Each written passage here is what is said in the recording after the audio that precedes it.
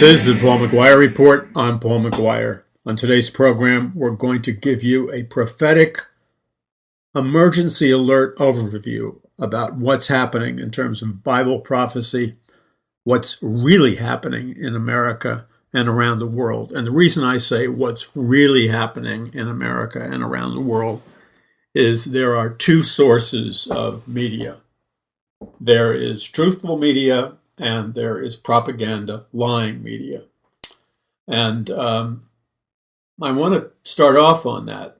And this is the kind of show you want to send to somebody you know who's open to the truth. I wouldn't bother sending it to somebody who's if there's a possibility that they're open to the truth, yeah, go for it.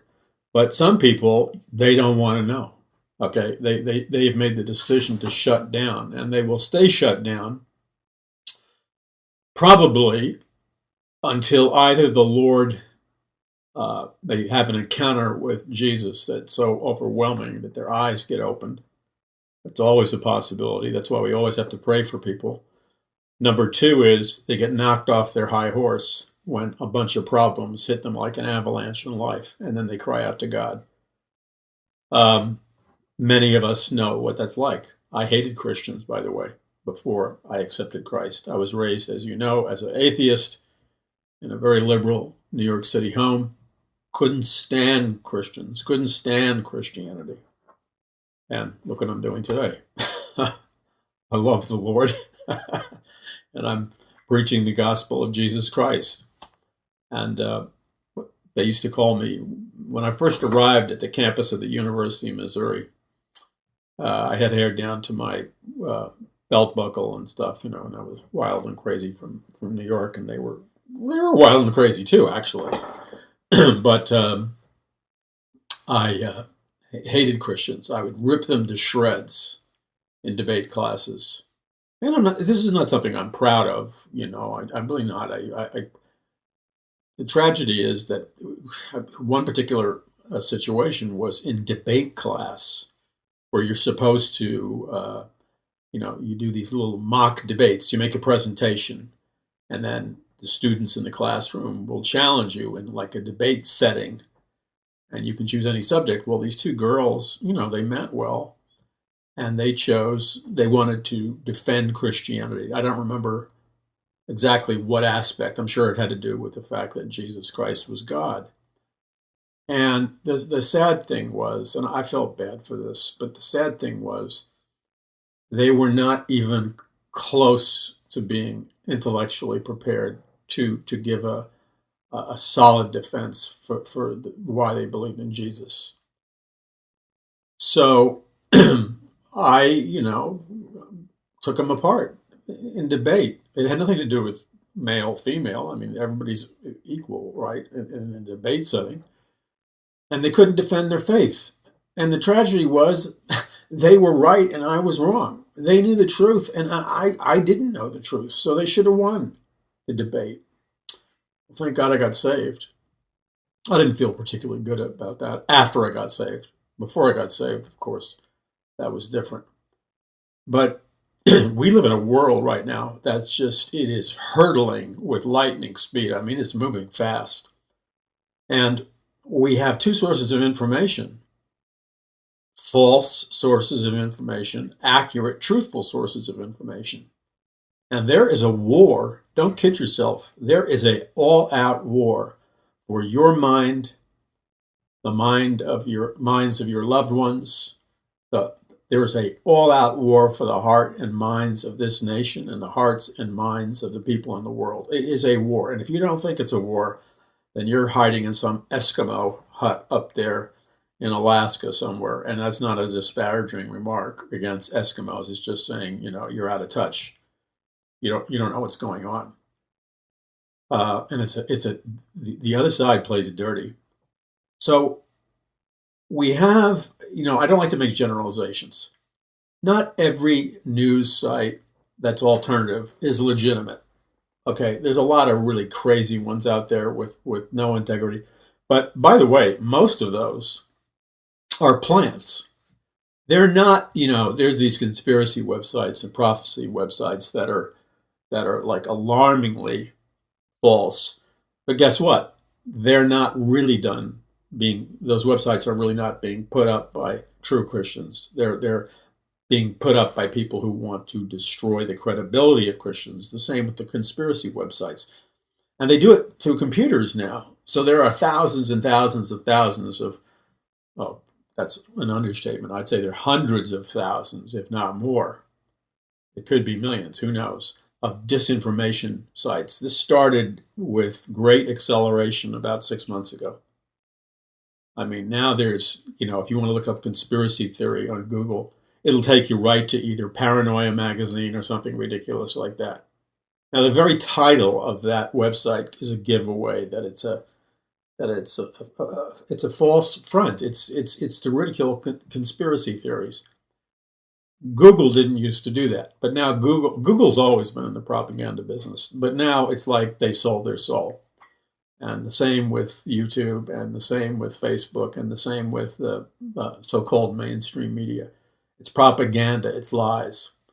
And so a great deal of the truth you're not going to get from mainstream media. In fact, if I was going to make a generalization, and it is a generalization, by the way, which I don't normally like to make, but I'm going to make an exception. I would say that the vast majority, not all, but the vast majority of what we call the mainstream media is fake news personified. And they play dirty and they lie. I'll give you an example. I was watching this episodic TV show, which I watch occasionally. I forgot. Oh, it's Madam Secretary. Maybe you've seen it. It's of course, it has a woman who's the Secretary of State. And she's formerly in the CIA. Now she's Secretary of State. She's serving the president. Her husband is in the CIA, and or was in the CIA. You're never out of the CIA. But it's on one hand, it's a good script. On the other hand, it is pure propaganda. And I've noticed this on programs I actually like Homeland. Okay.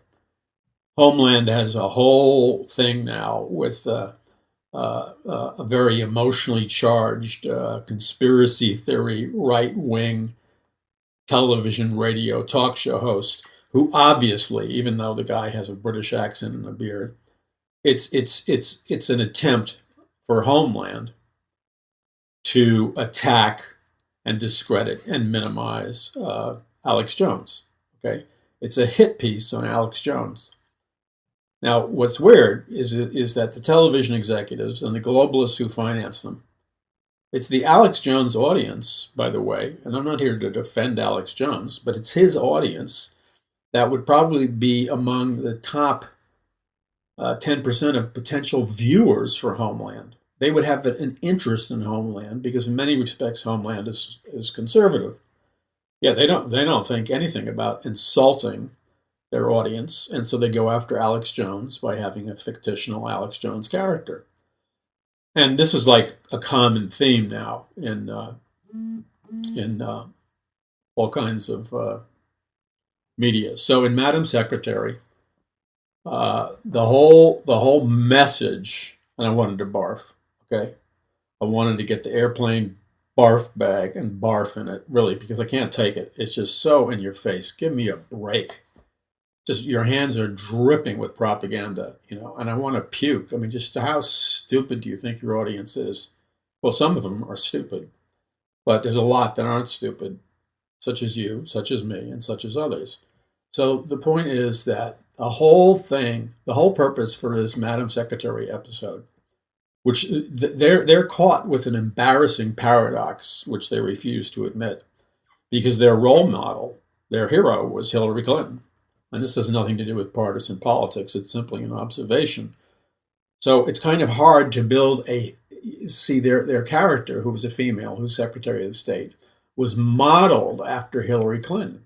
But Hillary Clinton has gone down very, very bad. And she's got so many negatives attached to her that it tarnishes the character. I mean, you'd think they'd be aware of that, but the agenda comes first.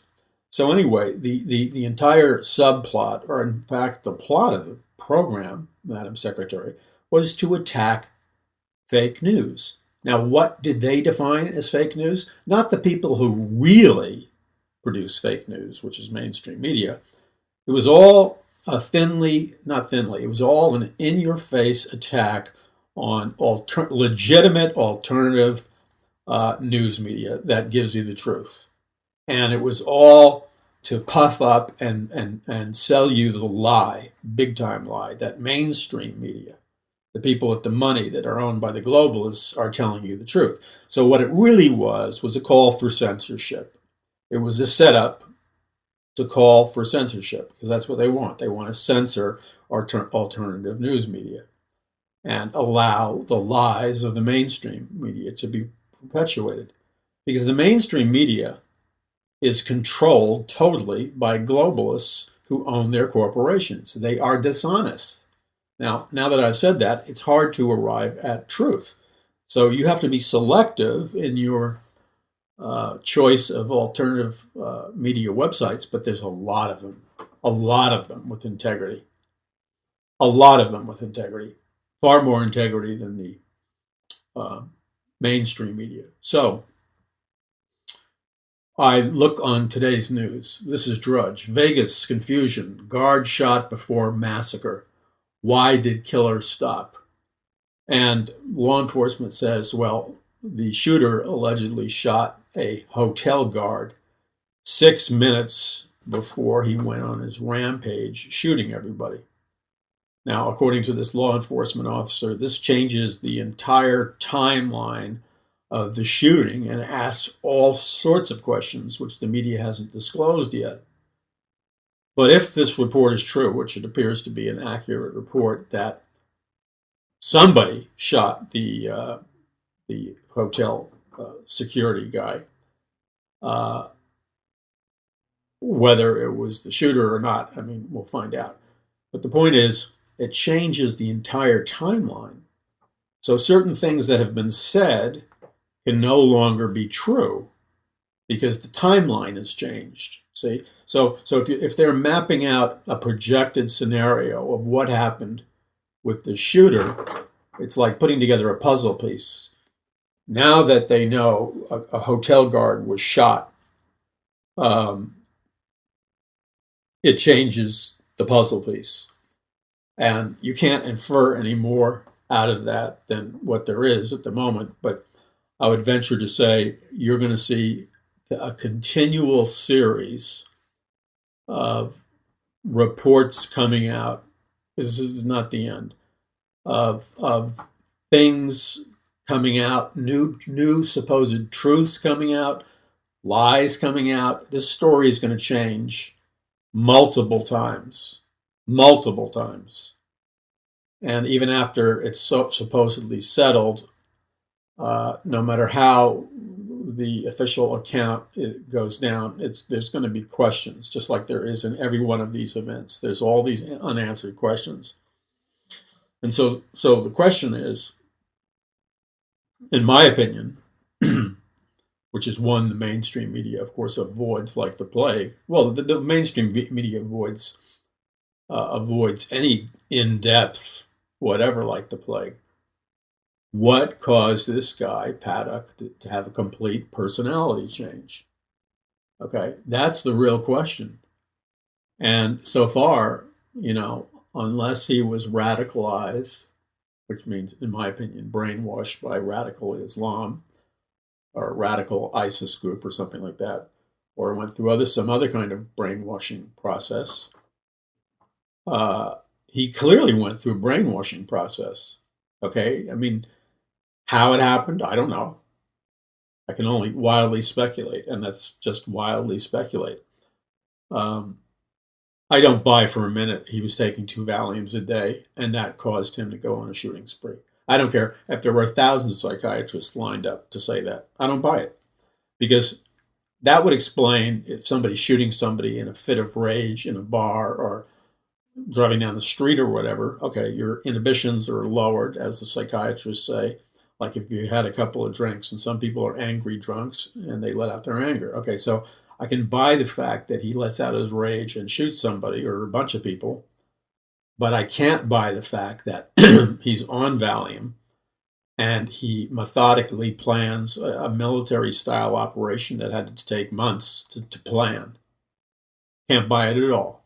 Sounds like a complete phooey story to me, okay?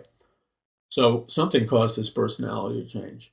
Maybe he was radicalized by ISIS, but that's a brainwashing process. This girlfriend, I don't know anything about the girlfriend, could be a handler. She may not even be the girlfriend. There may be two women that look very much similar to that woman, and one was his handler. And in mind control, the handler is the person who watches you to make sure you don't come out of your hypnotic state. So there's a lot of questions, but this thing we do know for sure. Powerful people are using this, whatever actually caused this. There are very powerful people who are using this and all the other shootings to propagandize, to brainwash the American public into stricter gun control measures. Even though on a rational basis, there's no relationship between gun control laws and stopping all these crazy shootings, which kind of like come up like clockwork, like mini theatrical productions. There's something odd about them. And I'm not going to take it for any further than that. I just find it, each one of them, there are oddities about them. There's something off on most of them. So there are people that want to use this for gun control. And the point is, in every one of these shootings, do you think if Paddock is the main guy responsible for the shootings, and I personally think there was more than one shooter, do you think the fact that guns are illegal would have stopped Paddock or anybody else who was planning to slaughter people? Do you think the fact that guns are illegal were going to stop him? Come on. Supposedly he was visiting prostitutes all the time. I find that suspicious too, by the way. I don't find it suspicious that he was visiting prostitutes, given what we know about the guy. I don't find that suspicious. I do find it kind of convenient and suspicious that, according to one prostitute's account, and don't be offended by me saying this because it's supposedly a clue about his personality, but what he would pay the prostitutes for was I'm trying to be delicate and whatever, like make-believe violent rape scenes or something with a gun. I don't know if it included a gun, but make-believe violent rape scenes, all right? Now, that's just a little too cute. I don't mean that, when I say a little too cute, I don't mean, what I mean by that is just, it's on the nose again. It's like, you know what it's like? It's like an amateur sitting in a room with other amateurs trying to create a character profile of a guy and not really being experts at what they're doing. So they go, oh, well, why don't we use this one? He went to see prostitutes on a regular basis so he could enact his violent rape fantasies. That's kind of like the thinking that an amateur would do to insert in the story to make you think, oh, yes, indeed, Paddock really had a deep, deep, angry self that would have killed people. It's just too on the nose. Like I said about bad acting, how bad B actors act. It sounds like an add-on. Okay, it sounds like you're trying. It's forced. That's what it is. It's forced. It's like it's trying to cement the idea in your mind that this guy was really violent, and all the stupid people will buy it. By the way, people who are critical thinkers, they will be suspicious. The other thing is that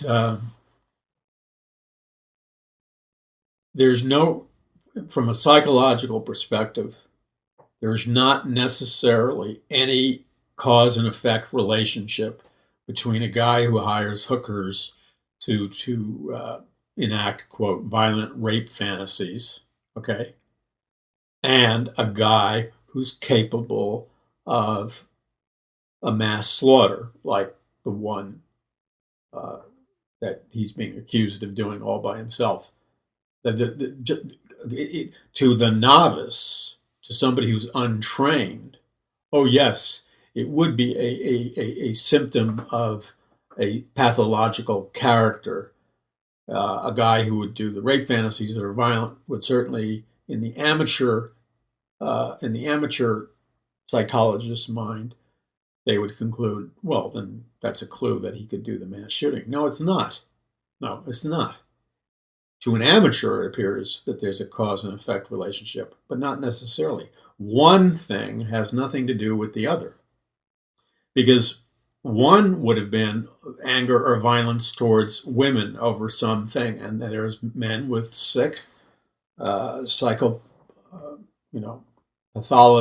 that where they want to violence against women.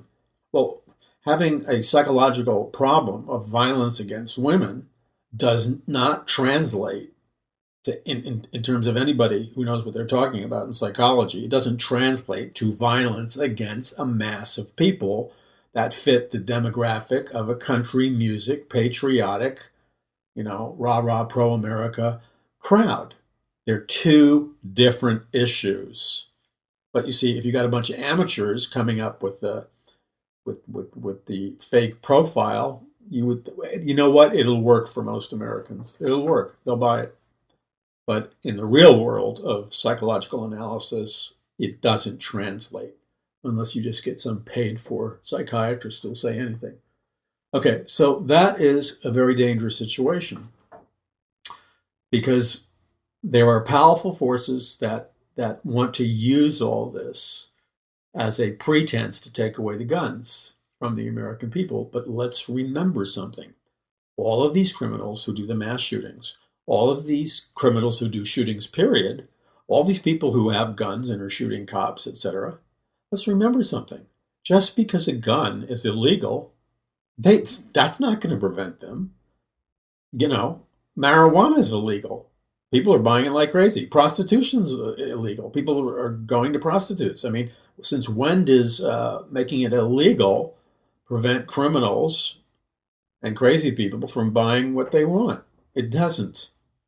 The only people that it will hurt, and this is why the gun control enthusiasts are stupid and they have a hidden agenda.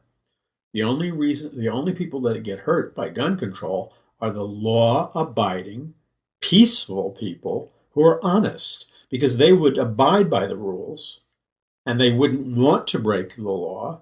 And therefore, when a day of tragedy hits or a catastrophe hits, they're unable to defend themselves. Nobody's going to answer 911. And guess who's going to die a bloody death? Sorry to be so direct. All the law-abiding, peaceful people who have no means of defending themselves. Because the police are overwhelmed. If you live in a major city or even a relatively large community, good luck you trying to call 911. See how long it takes.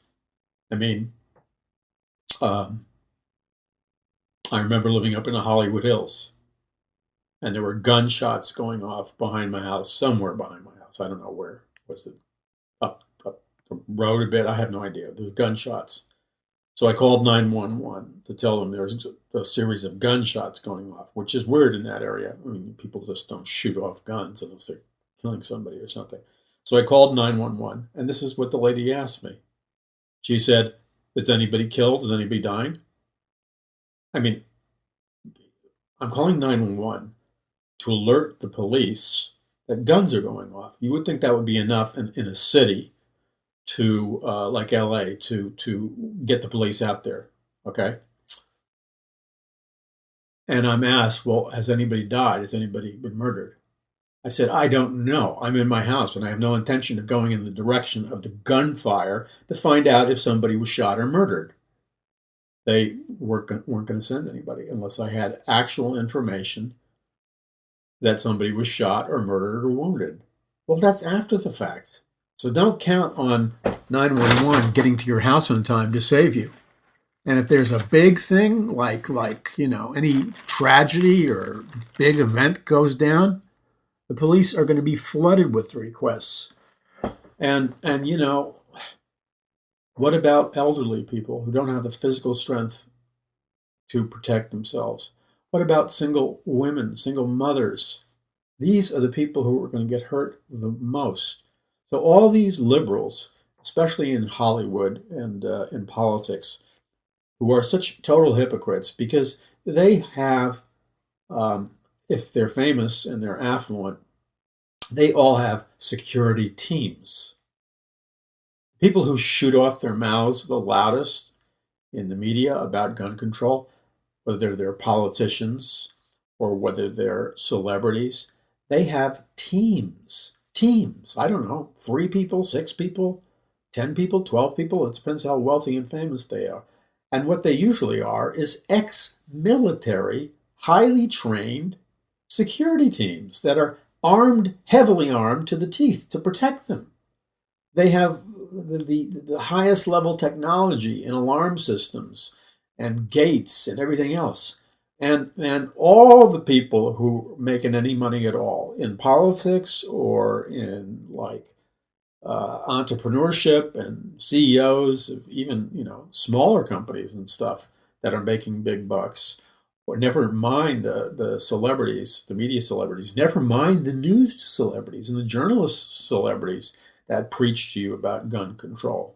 The people on CNN and all the rest, they have security teams, usually ex-military. They have also, safe rooms, or are they called panic rooms also, where you know about this. You've seen it in movies and stuff, like that disgusting movie. I forgot what it was. It was a horrible movie. It was sickening. It was written by some psychopath because I guess one day every year, it was called Purge or something. One day a year in this somewhat futuristic society, they allowed everybody to go berserk and kill and do anything they wanted to anybody, okay, in the entire nation as a way of releasing anxiety, which is an absurd thing to write in a screenplay anyway. And only a sick mind would write that. So the people in the upper middle class houses and above, they had heavily armed security, and they had a room they could go into, and supposedly nobody could break into their home. And of course people did, and that was the conflict in the movie. It was called American Purge or something. Look at this. This is the second day in a row, and I'm leaving it on for you, not because we don't have requirements in the studio, but I usually have 1 or 2 laptops on or computers on, and inevitably I no longer have control over my volume on my computer, because if somebody wants to put an ad in here, they can play with my volume. Who knows? Turn on the camera, whatever they want to do. Okay. I left it on just as a tidbit of information that you got to watch out. You got to watch out. I've seen my camera go on, by the way, on my laptop and on my other computers. Now, why is my camera going on? I have it disabled. Unless I'm on Skype, my camera is off. Okay, I don't do camera stuff unless I'm doing it intentionally, and I never forget to turn the camera off, by the way. Never. So who's turning it on? Somebody's turning it on. And who's recording what? But it doesn't really matter anyway. They're watching you too, by the way, through your HD TV. They're watching you through your laptop, your cell phone, collecting metadata. Okay, so they have high-level security teams, and they're armed, and the average American can't afford a panic room or a fortified room or ex-military to patrol, see? So these people who have access to like a little army to protect them and their kids and stuff are telling you can't have anything to protect yourself. You have to rely on 911, which even on a good day in LA or in New York or anywhere else, you call 911. I'm not disparaging the police. They're overwhelmed with calls. They can't get to you in time. And by the time they get to you, you're going to be massacred. Sorry for being so blunt, but some of you need to wake up. So these politicians don't give a you-know-what. They don't care about you. So, you can't allow yourself to be like your friends, manipulated by emotionalism. and not logic and reason, because those you need a means of protecting yourself. And let's say a grid goes down, or when we talk about these hurricanes or we talk about earthquakes and stuff, there's a disruption in law enforcement. And there are bad people. There are gangs in the proximity of where most people live, so you got to be able to protect yourself and your kids and your wife and your loved ones and single mothers and elderly people, whoever you are, single guy, you have to be able to protect yourself. That's why our founding fathers, I have it right here, my pocket Declaration of Independence and the Constitution of the United States. You should get yourself a copy of this. This is from the Heritage Foundation. Either they're free or they'll send it to you at like no cost at all. You should have a little copy of your Constitution and Declaration of Independence, because this is supposed to be the law of the land. And so whenever any one of these politicians like Al Gore, God save us from Al Gore, come up with a plan that's against your Bill of Rights or Constitution, you should know that what they're proposing is a violation of what our founding fathers already established. In other words, let me be blunt, they're attempting to steal from you your rights. Okay, so let's read what the Constitution and the Bill of Rights says about these kinds of things. Amendments to the Constitution of the United States. Let's see. Every amendment they're violating. I mean, this is ridiculous. Congress shall make no law respecting an establishment of religion or prohibiting the free exercise thereof, or abridging the freedom of speech or of the press or of the right of the people peaceably to assemble and to petition the government for a redress of grievances. Now, right there, Amendment number 1, which is the law of the land. Okay, who cares what her name, Ginsburg says? It's irrelevant. If she is saying something that's against the Constitution, she's violating the law of the land.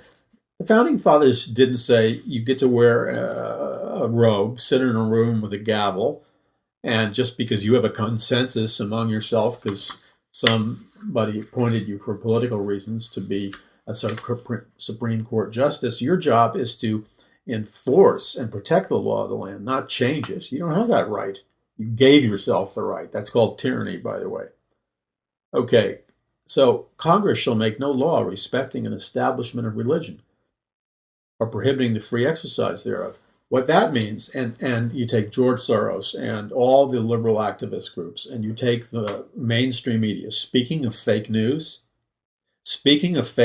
every time the mainstream media reports this, NBC, ABC, CBS, MSNBC, CNN, and all the rest of the mainstream media, they will lie, okay? They will flat out lie, fake news, about the correct interpretation of Amendment 1.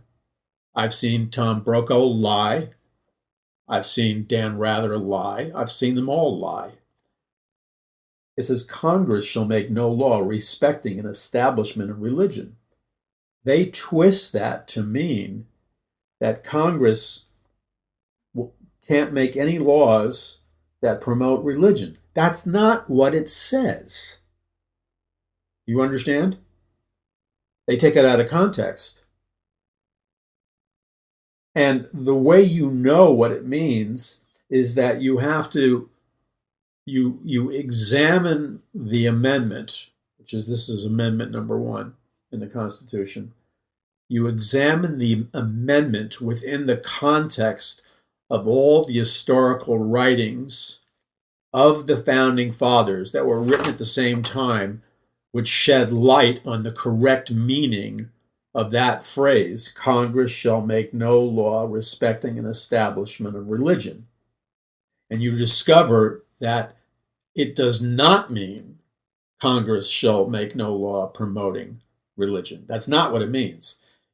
If you go back to the the correspondence that Thomas Jefferson had with the Danbury Baptists at this very same time, he wrote a letter assuring them that Congress would not allow one religion to raise itself up and become superior and overrule the other religions in the United States. That's what it means. And the reason we know that is because the Pilgrims and Puritans came from Europe, Great Britain, etc., to escape religious persecution because there was the Church of England, which was overruling other Christian beliefs and overruling other denominations.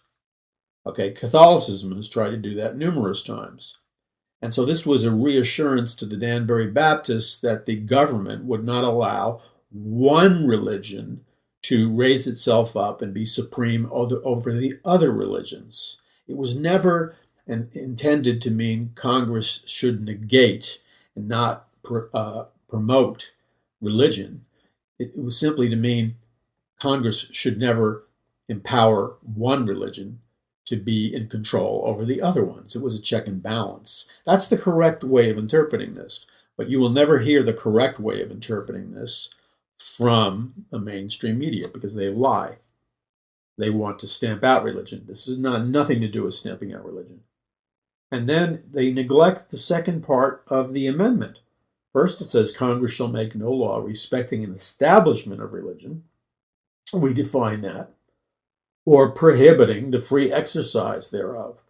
So Congress, our government, state, local, whatever, does not have the constitutional right to prevent you from, as a Christian, as a Bible-believing Christian, or whatever religion you are part of, they do not have the right to abridge or prohibit the free exercise of your religion.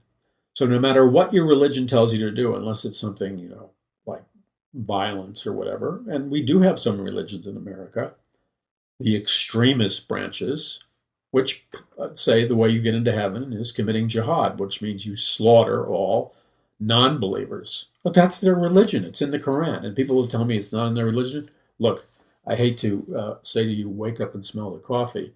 I've read it in the Quran. That's exactly what it says. That's exactly what it says. The infidel, okay, you have the right to commit jihad, which means to kill or slaughter the non-believer of radical Islam. I'm talking about radical extremist Islam. You have the right to kill those who have not converted to Islam and those who are in Islam that are not practicing the faith properly. You have the right to kill. And then if you do that, you get into heaven. There'll be like 22, 23 virgins for you. That religion seems to get a lot of protection. And they've made an unholy alliance with the radical Marxist left, by the way. What do you think that's all about? Okay. Then you have freedom of speech. You have freedom of the press. You have the right of the people to peacefully assemble, to protest, and you have a right to petition the government for a redress of grievances. So if you believe the government has done you wrong, you have a right to petition the government legally and in a law-abiding manner to have it rectified. Then in Amendment 4, it says the right of the people to be secure in their persons, houses, papers, and effects against unreasonable searches and seizures shall not be violated, and no warrants shall issue, but upon probable cause, supported by oath or affirmation, and particularly describing the place to be searched, the persons, or the things to be seized. Okay, so let's break that down, okay? It means this is the law of the land. These are your rights legally, and they're being trampled upon and stolen from you, okay? When Al Gore, who's a weasel, that's being kind, he's a weasel, okay? When Al Gore makes the statement that the Constitution is an evolving document, that's horse manure. because that's like signing a lease or a rental agreement on an apartment, a house, or purchasing a car or a house or whatever. And think of it this way: you're being asked to sign let's call it a purchase on a home or a car or whatever, and you're at the dealership or you're at the real estate salesperson, and when you get down to the bottom of the contract, you read these words. We're not talking about a variable or adjustable interest rate, okay, in which it is disclosed to you that it could go up or it could go down, I guess within certain parameters. You have the right to do that. That's fine. But if you're signing a fixed interest rate, okay, or even a variable within certain parameters that are defined in the contract, and you then they insert this other clause. Pay attention. And the other clause says, at any time, we, the person selling you the house or the car, has the right to change the amount due, change the interest rate, and that this contract is perceived as an evolving document by which we can change it any way we want to. We can make it due tomorrow with interest, whatever we want to, because it's an evolving document. Now, who in their right mind would buy a car or buy a house or whatever that's an evolving document? When you say evolving document, then you're saying a legal language that's designed to protect you is meaningless. It's Mother Goose time. It's Snow White and the Seven Dwarfs time or whatever. I probably got my fairy tales mixed up, but Al Gore is a fairy tale. I never get them mixed up. Evolving document? Ask Mr. Gore. He won't answer. He's too busy lecturing you on your power consumption while he heats his Olympic-sized swimming pool, bath temperature warm, 24/7. Just burning up all kinds of fuel. When he goes to speak, to lecture people about the need to conserve energy and to support sustainable development, he flies on a private jumbo jet wherever he goes, just burning up gasoline. The guy's a hypocrite, okay? So he says your rights are an evolving document. No, they're not.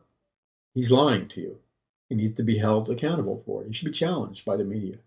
See, instead of the media supporting him and applauding him for his courageous work on climate change, if the media was honest and it wasn't fake news, it would say, Mr. Gore, by what constitutional right are you claiming the Constitution is an evolving document? And you just nail him until he comes up with a legal explanation as why he can do it. He can't. He's just stealing it from you through pure arrogance. And then you take Bill Clinton, who said, a guy who has a legacy. I'm not saying how many women is proven, how many women is unproven. Who will ever know with Bill Clinton? But it seems to be like a line, a long, never-ending line of women who accuse him of molesting them or raping them or whatever. Okay, so he said the American people have no reasonable expectation of privacy. No reasonable expectation of privacy. Well, Mr. Clinton, that should first of all apply to you. If you really believe that, let's put the cameras in your past and really let it rip. Number two is, where in the Constitution and the Bill of Rights do you see the big loophole? We have no reasonable right to an expectation of privacy. Because that should go for you and Hillary, because you guys got a lot to hide. See, that's all you do is hide stuff. But you're saying that we, the common people, don't have a reasonable right to privacy. Well, guess what? First of all, Al Gore, the Constitution and the Bill of Rights is not an evolving document. Number two is, it says right here, it's the law of the land It's in our Constitution. Every American has this right.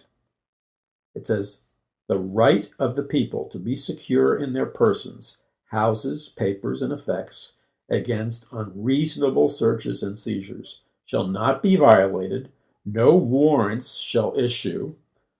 In other words, you can't pay a judge to get permission to search through all your stuff unless it goes through a proper legal procedure and it's clearly determined that there's a legal need to search through your papers, etc. So right here in Amendment 4 of the Constitution, you have a rock solid right to privacy. Okay, and law enforcement on any level needs some kind of paperwork from a legitimate judge. Okay, so now I want you to think about this for a moment. They're stealing these rights, for national security. Let me modernize Amendment 4.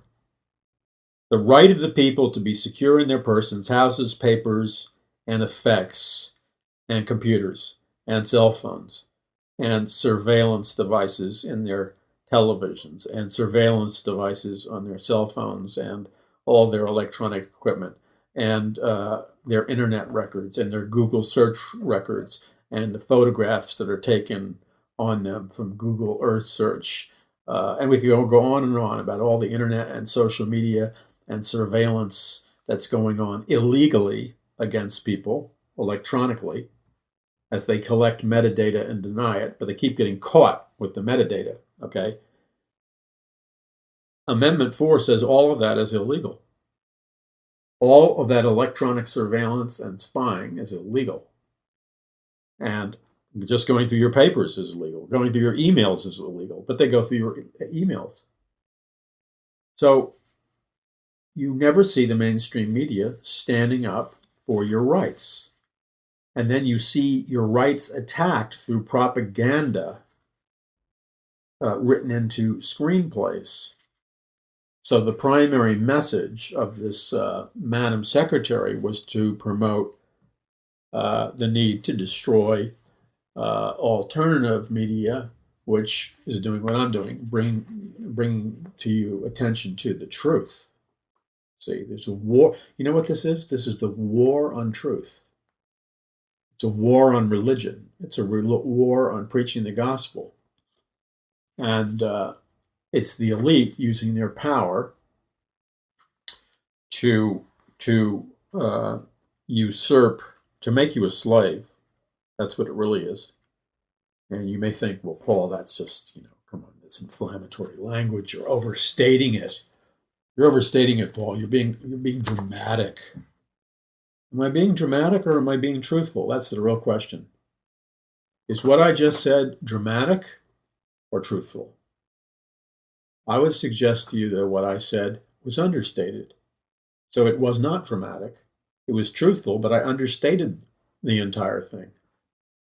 And that's why we do this program. Because we recognize that we're in a war for the hearts and minds of people, okay, in the United States and around the world. And the most important focal point of this war for the hearts and minds of people is when it comes to the area of being able to keep the freedom to preach the gospel of Jesus Christ to people. Using all media, using all means of communication. We need to have those rights protected. We can't have some bureaucrat say, well, you can't preach the gospel because it's not politically correct. They're trying to do that right now. Satanists petitioned the Supreme Court over abortion. I didn't follow the entire story. If Satanists can be active in defending their rights, Christians need to be. So the number one thing is we must have laws that protect our right to practice our Christian faith, to preach the gospel of Jesus Christ, to win souls for Jesus. I mean, that's why we're here as Christians. to make disciples of all nations. That means teaching them a biblical worldview. And we must have the legal rights protected that our founding fathers guaranteed to us to occupy the land spiritually, America, until the return of Jesus Christ. This is not negotiable. That's why we're here. But you see, the enemy wants to destroy that. And the enemy uses people like Al Gore when he calls it an evolving document. Because what that means, you could evolve the Constitution to say you have no right to preach the gospel. Okay? Once you take the anchor away from the ship, it can drift anywhere. So, it's essential that we know what our rights are. Because when we look at the news every single day, it's chaos. The world has gone berserk. And there are powerful forces and powerful money that are trying to, they're trying to have a regime change against the will of the people. Why do you think President Donald Trump is under constant attack by everybody? There's never been anything like the Donald Trump phenomenon in the White House. Nothing ever like it, nothing even close to it. It's because he's the only politician, and we're not saying he's perfect. The guy is flawed. We all get the fact that he's flawed. But guess what? Biblical history is filled with men, including King David, and I'm not putting Donald Trump in the status of King David, but they were all flawed. I mean, what is it with liberal New Yorkers in the elite? Okay? Now, I didn't grow up with the elite, but I grew up with liberal New Yorkers, and some of them I knew a few elite, but I wasn't in the elite. But I did move in circles of a certain level of affluence. Not that we were affluent, just, that's Manhattan. And so I know what the way these people think. They're tolerant about everything. You can have the most graphic sexual expression, it doesn't faze them. So all of a sudden, they're upset about Donald Trump, some of the vulgar remarks that Donald Trump made. Am I justifying Donald Trump's vulgar remarks? No, but don't kid yourself. None of these New Yorkers would even blush at that privately. It's called fake prudery. They pretend to be puritanical and morally offended. They're not morally offended. Okay, so, in fact, while I'm saying this, I see this huge article on Drudge about Harvey Weinstein from I guess she's a columnist, calling Donna Karen, are women asking for it? Now, what's interesting about this is on Drudge, is that if this was Harvey Weinstein, allegedly, I mean, he's one of the biggest moguls in Hollywood. His company makes so many Academy Award-winning movies. He was like the god of Hollywood. And he's a feminist, and he was for, all the proper liberal things. But meanwhile, there's all these accusations where he allegedly, put the move on women without their permission. Now, if Trump had done this, they would have hung him by now. So there's a different standard for Harvey because they like Harvey, because he's a super liberal. And it's the kind of defending him. I mean, for them to write, listen to this hypocrisy. For them to write an article, are women asking for it? I haven't even read the article because it goes to a page that doesn't work. But for them to write an article, are women asking for it? Come on, that's about defending what Harvey Weinstein did. And Harvey Weinstein sexually assaulted, allegedly. When I say assault, I'm not talking about necessarily a violent assault. I don't know what kind of assault he did, but it was also way beyond the ordinary. And it makes what Trump was alleged did, it's a Sunday school picnic. This guy did like sick things to women, okay? And they're defending him, saying, are women asking for it? So here, when Harvey Weinstein does it, because he's super liberal, they defend him, okay? But when Trump doesn't even do anything close to what this guy did, they're defending him. trying to get to the page. I can't. Of course, it's interesting how often now pages that are not politically correct, because the whole reason Drudge put that this here is because he knew he's trying to tell the truth. You can't go to it. Okay, so the point is that they defend him. Fake news, because they're fake news. Okay, so we have to protect these rights so that we can preach the gospel, so that we can make disciples of all nations, so that we can teach our faith, pass our faith on to our children and grandchildren, because that's what our founding fathers intended. That's what the Pilgrims and Puritans wanted. That's what America's all about.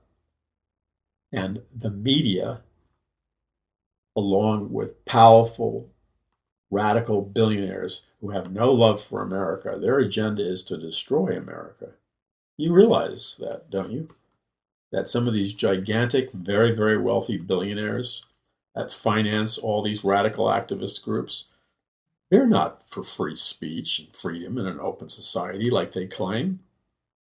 They're in the process of taking down America, like they have taken down entire nations around the world through social media revolutions, etc. And we have to be vigilant, on the alert, because Satan, see, ultimately this is a spiritual battle. Satan goes about like a roaring lion seeking whom he may destroy. But only the truth can prevent that.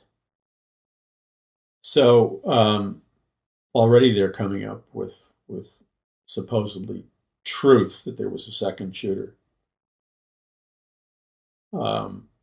I don't doubt for a minute. I don't doubt that for a minute. I don't believe for 1 second. From day one, I didn't believe that one guy could do that unless he was Superman, and this guy was not Superman. Okay, so I'm looking at an article about George Soros. Now, this is what this article says in World News. George Soros Investment Fund bought puts on 1.35 million MGM stocks 60 or so days before attack at MGM Mandalay Bay in Las Vegas. Okay, so a put is a way of locking in the stock market. You lock in the discount price or the sale price when you think or anticipate that the stock will fall in value. You buy a put. Okay, so what did George Soros, his investment fund, what did they know? What did they think in August 2017, just 8 weeks before the Mandalay Bay shooting? What did they know that caused them to buy a massive amount of puts, which locked in 1,350,000 MGM shares, and MGM owns the Mandalay Bay?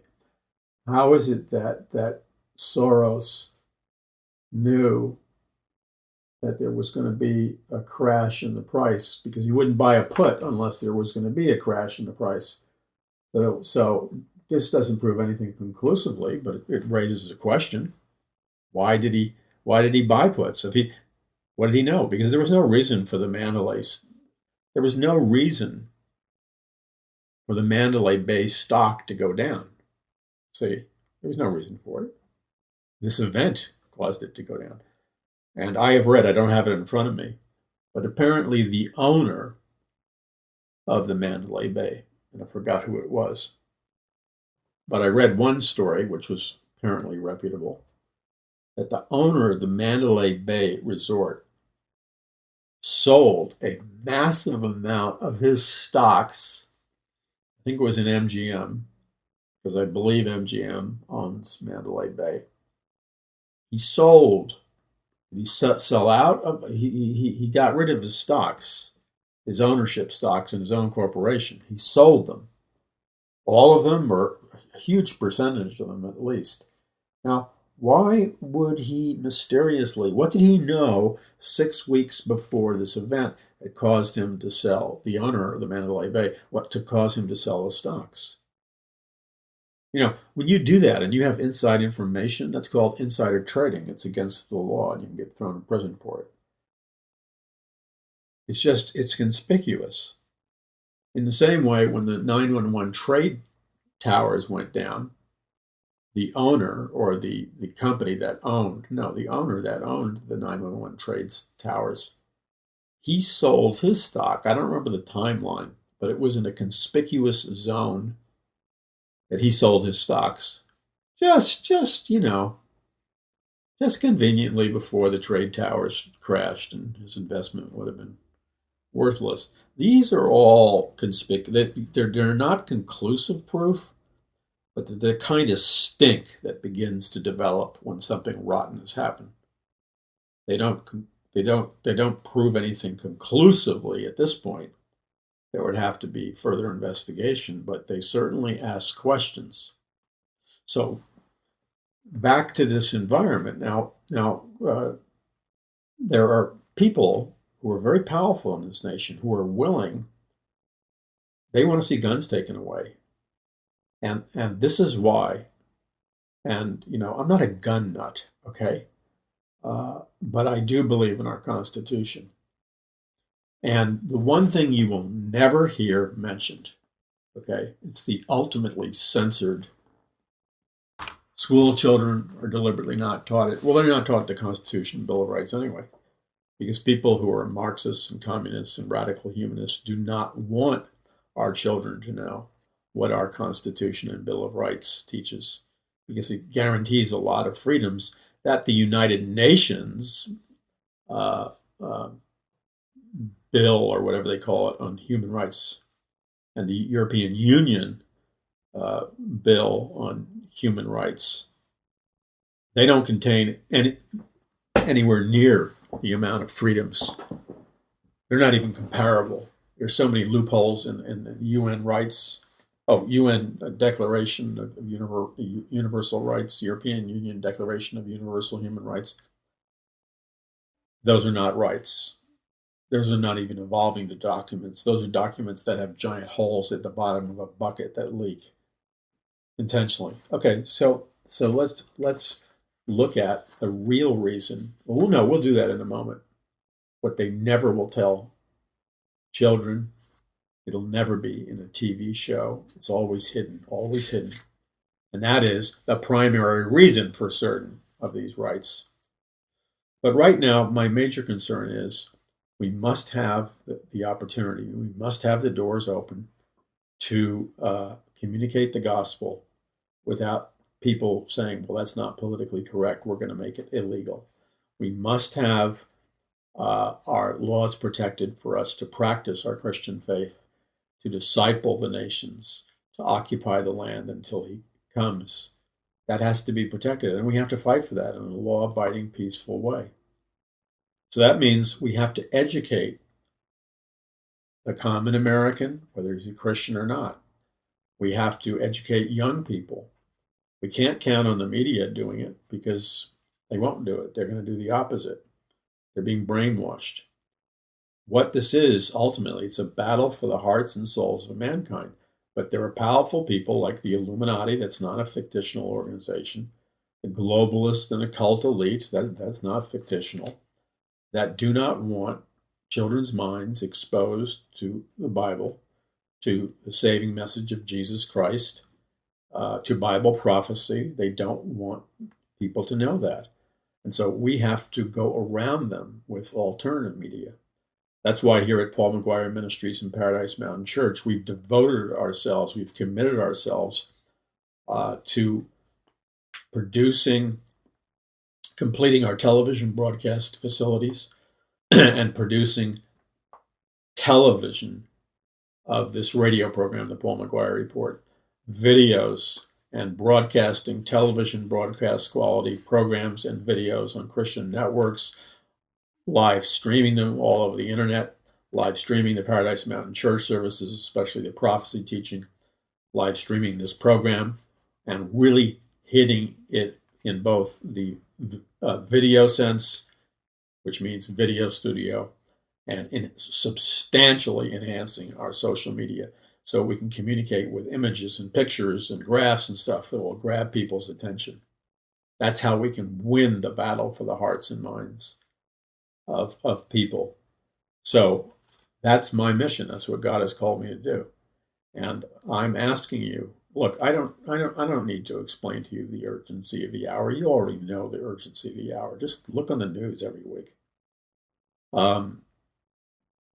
I need people who understand the urgency of this hour. I need people who will be willing to stand with me, who are ruthlessly obedient to the Lord. I don't mean that in a devious way. I mean they're willing to belly up next to the Lord, or just lay down before the Lord, prostrate themselves in God. I will do what you tell me to do, come hell or high water. Because that's what it's going to take back America. That kind of attitude. Playing games, playing church just isn't going to cut it. So, if you believe that the Holy Spirit is anointing what we're doing, and you should know just from listening to this program that the Holy Spirit's anointing what we're doing, because we're speaking truth. Our goals are God's goals, the Great Commission, winning souls. But we need you to accept your assignment, just like I've accepted mine assignment. I accepted my assignment years ago. I'm not here to brag about that, the grace of God. But I said, yes, Lord. And so we're moving ahead. Now I need people like you who will do this one thing, who will go before the Lord with no preconceptions or ideas. You just go before the Lord and say, God, I know that what Paul is saying is true. I can feel the burden on his heart. I share that same burden. I know it's true. And I'm going to do what I can, Lord. So, Lord, I come to you now and I ask you to show me what I can do to help Paul raise up this television broadcast outreach and the video outreach and get all the technology and cameras and stuff that he needs so he can launch audio visually and reach millions and millions of more people. This is the way we can win the spiritual battle. So, Lord, I humble myself before you, and whatever you tell me to do, God, I come to you with an empty mind and simply say, Lord, whatever you place in my heart, I will obey you, no matter how big an amount in terms of a donation, or if you're simply calling me to be faithful on a smaller amount. The issue is that you obey whatever the Lord tells you to do, and God will speak to you. Okay? God will speak to you. And then I cannot tell you, when I say this is important, these are not just words. I need people who will go to the Lord in the same manner and say, Lord, instruct me specifically how I can be a prayer warrior and an intercessor for Paul, his family, and his ministry. Because when you're on the front line of a spiritual battle, you need prayer partners, prayer warriors, intercessors to pray for you. I do not say that with that. I'm saying that saying the battle is won or lost based on the fervent prayers of God's people. So you know what our needs are, and simply do what God tells you to do. And you can donate or let me know that you're praying for us by going to paulmcguire.us. That's paulmcguire.us. And you can send an archive of this program. God is leading you to do that. And you can stay in touch. We have a Paradise Mountain Church meeting coming up very soon again. And we release that information at paulmcguire.us. And then, you can still, if you act immediately, you can still get Conquering the Matrix at the pre-order price. I don't know how many more days that lasts. And then the price will be raised. Not because we're greedy, but because we ended up adding 100 pages to the book. And that book will be mailed to the people who pre-ordered it in about 2 weeks, give or take. I mean, it's being done right now at the printer. The printer's taking care of it. I don't know how long it takes them to complete it, but then we send it if you live in the U.S., we send it priority mail to you. So thank you for your patience. But if you want to get in on the lower price and save a few bucks, then you should order it when it's still at the pre-order price. because it's going to flip. I mean, the webmaster runs that, and just if you're going to get it, I'm not pressuring you to get it. If you do want to get it, I think you should get it, but you do want to get it, and you want the lower price, you need to order it now at paulmcguire.us. And everybody's pre-ordered. We send it out. Well, we send out all the pre-orders in a couple of days, 3 days or something, 4 days max. But people, the earlier you ordered it, the faster you get it. That's how we do it. That's the fair way. And you can do that at paulmcguire.us. I will be speaking at the Blessed Hope Prophecy Conference in Norman, Oklahoma. 36 big prophecy teachers, that's Prophecy Watchers Ministry. And I'll be speaking at 2 of the main sessions in the main ballrooms, and then in another session. And I don't know if you can still physically get in. You can try. Go to paulmcguire.us. We have a giant promotional ad for the Bible conference. And then you can click it. And if you can't physically get in, you can still get in on the live streaming. And we ask you to go to our website first, because we get a credit from their ministry, what they call a partnership credit. And it's for me, the purpose is not that our ministry gets money because you clicked us first. I just simply want to show the guys that are running that ministry that, you know, we're supporting what they're doing. That's my hope. So visit paulmcguire.us and get yourself a copy of Conquering the Matrix. It will explain to you a lot about what is going on, including the Vegas shooting situation. Now, in a second, we're going to get back to this because it's truth that we're after, right? And I believe Conquering the Matrix, I mean, we analyze that we analyze the Vegas shooting, especially when it comes to the issue of scientific mind control, because I'm very interested, and have been for decades, over what can radically transform somebody's mind like that. There's something that has gone on. People just don't gamble and see. I'm not advocating seeing prostitutes, but they just don't gamble and, you know, see a prostitute and the next thing you know, turn into some, you know, Rambo psychopath. It just doesn't happen unless somebody hijacked their mind. You're listening to the Paul McGuire Report on Paul McGuire. Visit paulmcguire.us. We'll be back in a moment. You are listening to the Paul McGuire Report on Paul McGuire. And back to the Vegas shooter and all the other news that's going on. And trying to see through the fog to see the truth. What is being hidden is the truth. You know, there's many ways to hide the truth. Let's pretend the truth is like a coffee cup filled with coffee. This is an analogy that I picked because I always have a coffee cup filled with coffee around me.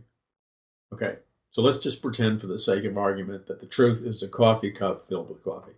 So there's 2 ways you could hide the coffee cup filled with coffee, which represents truth. You could put something in front of it to block the view. You could remove it from people's sight so they couldn't see it. Or you could hide it in plain sight. And hiding it in plain sight means you leave the coffee cup visually in front of you, but perhaps you'd surround it with so many other items with bells and lights and whistles, so this person's distracted and they never notice the coffee cup filled with coffee. So you're not hiding it by concealing it, you're hiding it by diversion. Or you could hide it by lighting. You could, let's say you lit a room where the coffee cup was with coffee, and that area where the coffee cup was with coffee was in kind of in the dark. So you can play an illusion game. There's many ways of hiding the truth, just like the coffee cup analogy. One of the most effective ways is to hide it in plain sight, and how that's done in America today. And that's what the book Conquering the Matrix really exposes, is the fact that there have been numerous generations of Americans, going back numerous generations, but especially the last several generations, who can no longer see the truth or no longer recognize the truth, even when it's squarely in front of them. So the truth has not been taken away. It's just they've lost their ability to see what's in front of them through brainwashing, indoctrination, scientific mind control. An example would be in your Constitution, you have, the Founding Fathers were serious about this, but you have the right to protect yourself, okay? You have the right to bear arms, according to our Constitution. And that means, why did the Founding Fathers give you that right? What was the reason? Let's read the exact language of Amendment 2 to the Constitution of the United States, which is your legal right.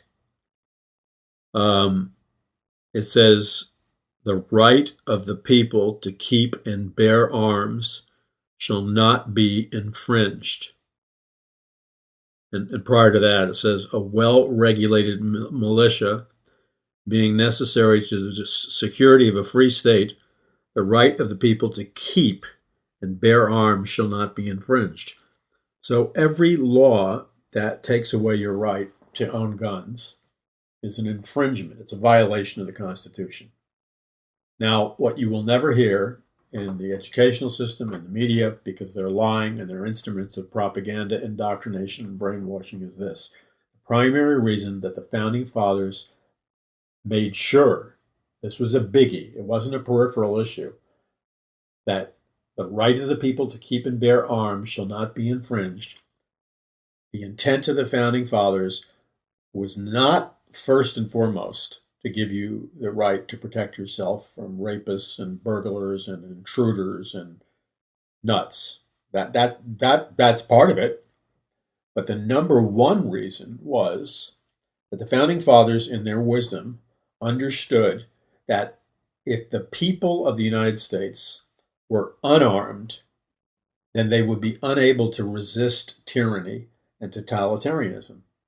In other words, if a government became evil, if England came back in great force back then and sent their armies in, the people of the United States of America would be armed and they could resist a hostile takeover from a foreign nation or a hostile takeover from our own government, if our own government ever decided to become evil and violate the laws of the land.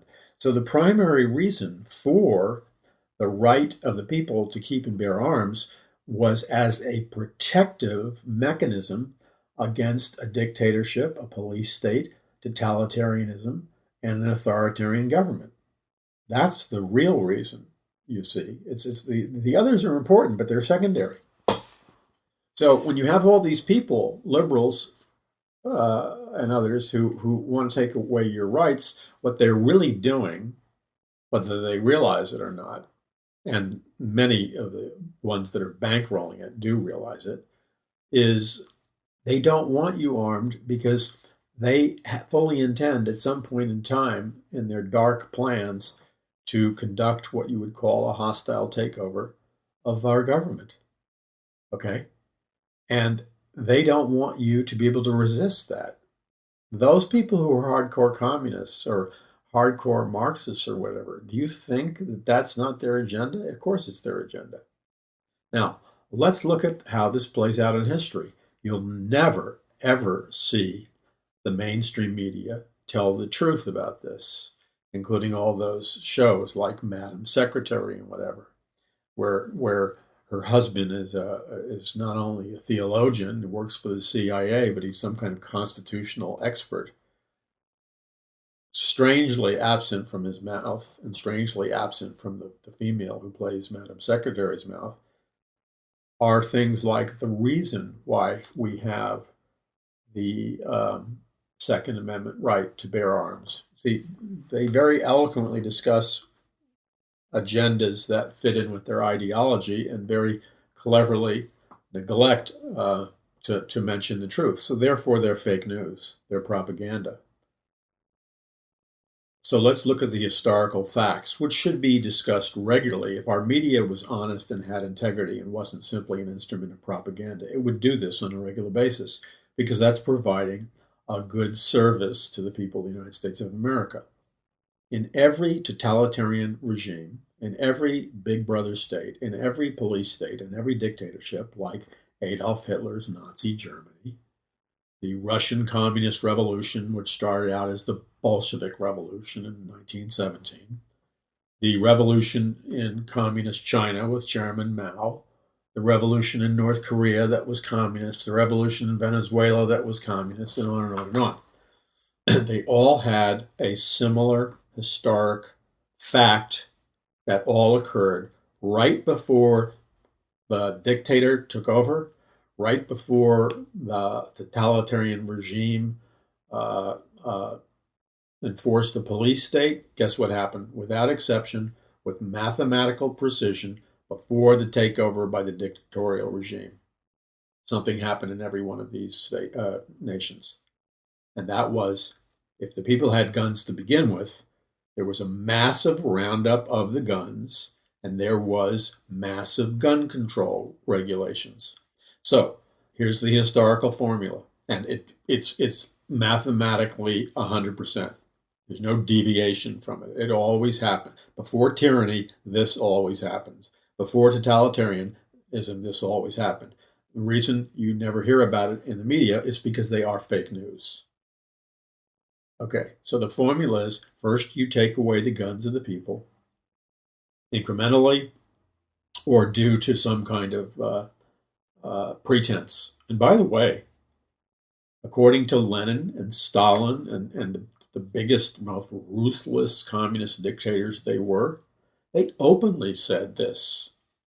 That the main communist revolutionaries said, they boasted, if you scare the people enough with terrorism, those are their words. They said that people will give up their guns, they'll give up anything, they'll give up all of their rights as long as you promise to protect them. That's how dictatorships get their power. They allow the people to be scared to death through terrorism and through fear, and the people, out of their stupidity, because they've been dumbed down, will give up all their rights. And the next thing you know, they're slaves being hauled off to concentration camps in a communist dictatorship. That's what happened in every single one of them. And the big communist dictators boasted that's what they did. Okay? So it's not like, oh, you got to interpret history. They're telling you what they did. They're telling you the formula. Adolf Hitler did the same thing. Remember, the Nazis were about 8% of the population. And in Russia, the communists were like 9% of the population. Hitler was elected through popular election as the head of Nazi Germany. I believe it was the following day after the election, or the evening of the election, after he was elected through a popular election by the people. The Reichstag building blew up. Nobody, quote, knows how it blew up. Most historians suspect that Hitler blew it up secretly. That was their equivalent of the Capitol building. So Hitler, according to the historians, blew up Germany's Capitol building. And then, even though he actually did it, he blamed it on terrorists. So the German people, due to their fear of terrorism, because their Capitol building got blown up, voted passionately to allow Hitler to take away all their guns and to take away all their rights in order for Hitler to protect them. Now, this occurred in China too, except the Chinese people were so poor and they were peasants that they didn't have that many guns. But the communists had the guns. And guess what Chairman Mao said? He was a communist dictator of the worst kind. He said openly, he let the cat out of the bag. And he said these words, and you ought to memorize the words of Chairman Mao, because it's an historical fact. He was telling you the truth. As evil as it is, he was speaking the truth. He said, all political power comes out of the barrel of a gun, which meant that Chairman Mao, the communist revolutionary leader, and by the way, the statistics had to be readjusted in the last couple of years because they thought he killed like, I don't know, like 35 million people, and it turns out he killed like 100 million people or something when you include the starvation numbers. But because Chairman Mao had the guns, he slaughtered millions and millions and millions of people, and he was able to create a totalitarian dictatorship. So, with that in mind, that's the historical. That's why those that don't know history are doomed to repeat it. So in America, what do we have? We have terrorism, the fear of terrorism. We have this maniac in Vegas, and the calls for gun control. We're following the exact same pathway as all the communist dictators. And Hitler was a communist too. He's a National Socialist. And we're following the same thing, the same steps. And why don't people know? Because the media is fake news. They hide it. The school systems don't teach the children. So there's an absence of the truth. You see, Jesus Christ said, the truth shall set you free. And that applies to spiritual things as well as practical things. Something to consider, all right? You don't think with your emotions. You think because you have a knowledge of history. And you don't allow yourself to be led by people who are telling you to do one thing where privately they're doing something else. They have private armed guards. They have the most expensive security systems. You got to wake up, because the fight for the battle in hearts of mankind and in the United States involves the preaching of the gospel, but it involves economics, it involves the law enforcement, and a whole spectrum of things. And don't think that America is immune from going down the wrong steps in history. Okay, I hope this was a wake-up lesson to some people. I hope you spread this. And then finally, I just want to remind you that ultimately, that doesn't mean we neglect our responsibility in the physical realm and the practical realm. But ultimately, we're fighting a spiritual battle. But once again, we don't get super spiritual. Our primary battle is spiritual, but God has given responsibility to be good stewards of the physical realm as well.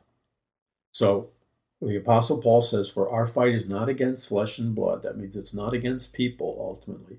It's against principalities and powers and the dark, unseen forces of wickedness in heavenly places. So that's the primary spiritual battle.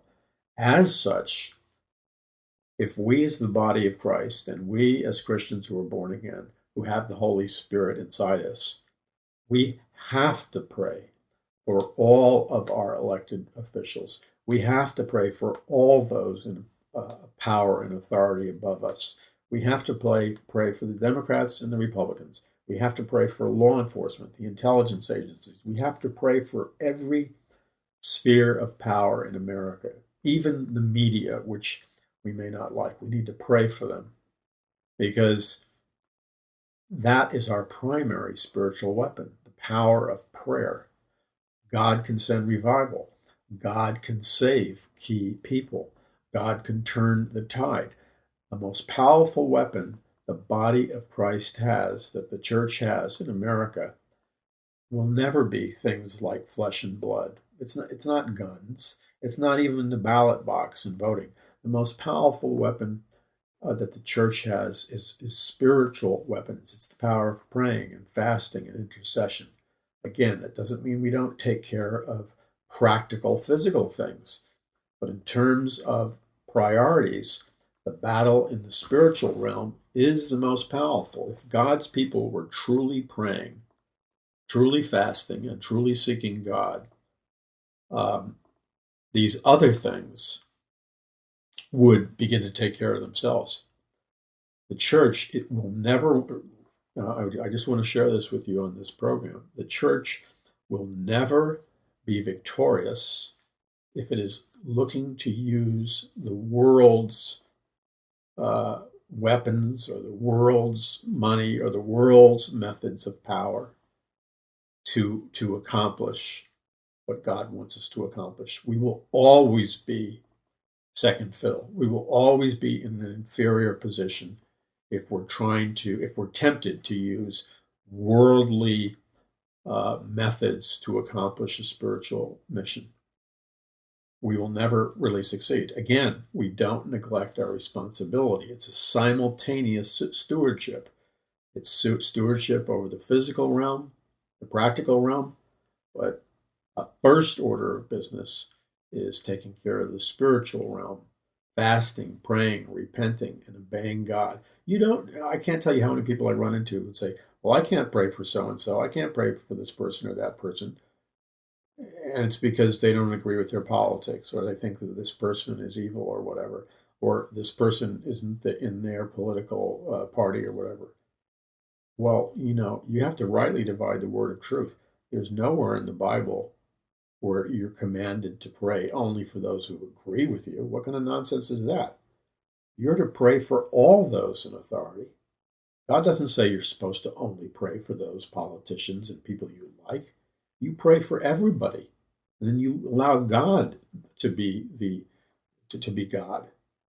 And that's where so many Christians, they short circuit the power of God, because they spend all their time being angry at politicians that they don't agree with, and this person that they don't agree with, but they never pray for them. If you never pray for them, how can you expect God to move in their lives and deliver and save them?